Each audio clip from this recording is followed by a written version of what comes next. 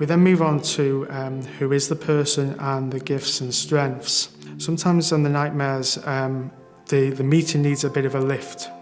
And this is an opportunity just to give the meeting a bit of a lift and start creating a bit of energy for action. Okay, this next section is about who is Anthony. So what I'd like you to do is, on the yellow post-it notes that I've given you, is just write down who is Anthony to you.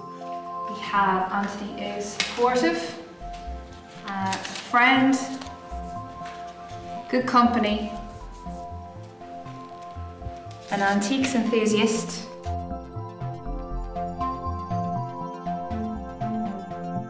so the next section we need is looking at Anthony's gifts, strengths and talents. So these are some of the things that makes Anthony unique in terms of what he's good at.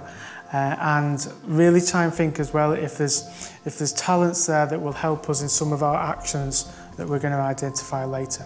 People said you were insightful, creative, very knowledgeable, eccentric, artistic.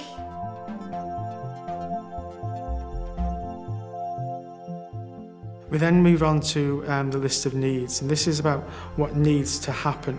So this is what needs to happen for the person to get closer to the dream and avoid the nightmare. Well, one of your dreams is to have everywhere accessible, and it goes in with the nightmare. So yeah. If one could get a more of an idea of what places are accessible and aren't accessible.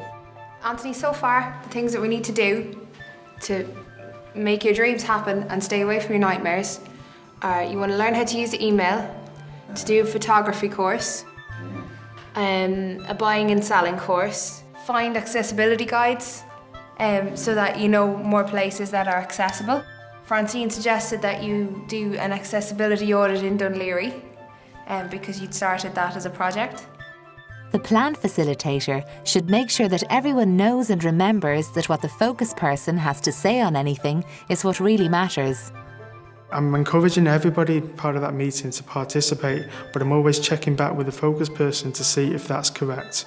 Can they tell me that that's something that they want to go in the plan?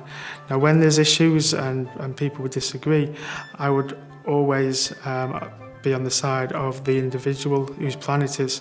If they don't want it up in their plan, then I wouldn't put it up there.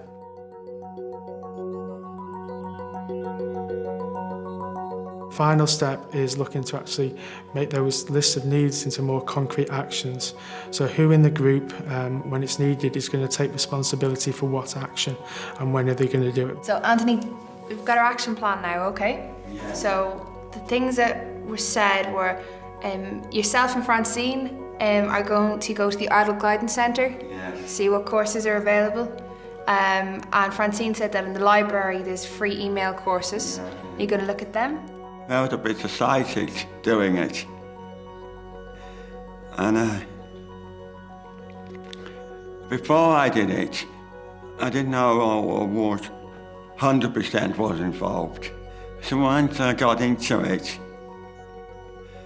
I felt calm and everything.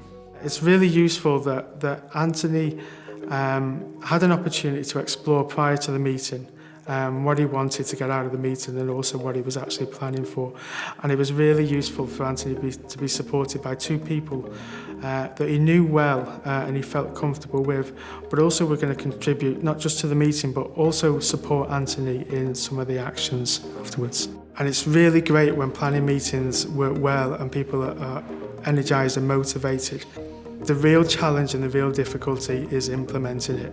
And Alan is going to help Anthony to see if there's anyone that Anthony could speak to about his enjoyment of antiques. I think it's very interesting and certainly very helpful to Anthony. I wouldn't want to be mollycoddling him, but I would certainly be there for him. And he knows me well enough to ask if he wants further input.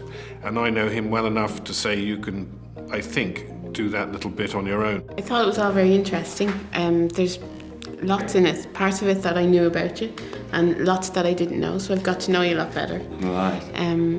And I think that you know what you want and you know what you like.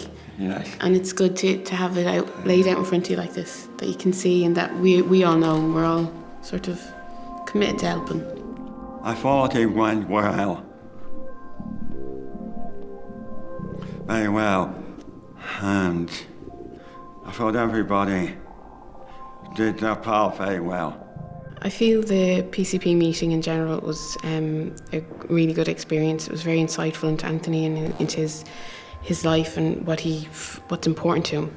And I found it beneficial in terms of the service I provide, the way I work with Anthony, and just basically the fact now that I know him better, and hopefully I'll be in a position to support him in a more appropriate way, that he actually is able to achieve the goals that he set for himself.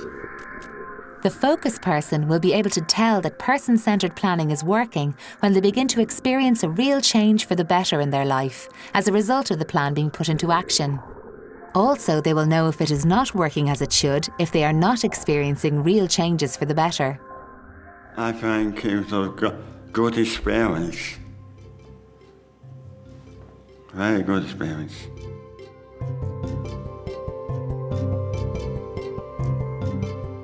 Person-centred planning is about working towards a life that people want for themselves. For some people, this happens quite easily, but for others, it helps to take time to work out what this means and what needs to happen. The whole point about developing a plan is that it helps to make some positive changes in someone's life. Person-centred planning isn't easy for a lot of people. People usually won't get it right all the time. It's good to keep trying though, because when people do get it right, it can make a lot of difference to their lives.